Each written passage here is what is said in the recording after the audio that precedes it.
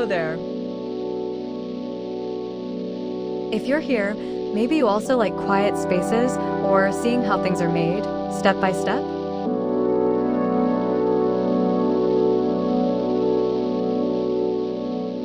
I am Noxy. I just like to draw characters from stories I love, animals, and whatever feels right that day.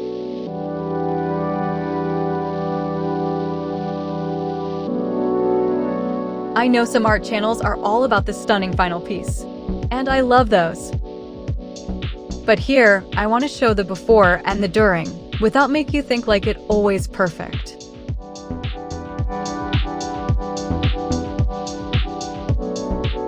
I may not know how to do something, but in a week or more, the difference will be noticeable.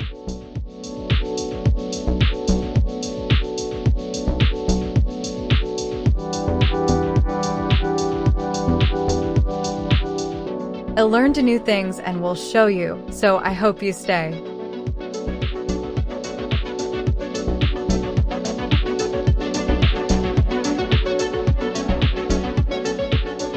And also, today is my birthday, and it would probably be the best gift if you find my path familiar. What will you see?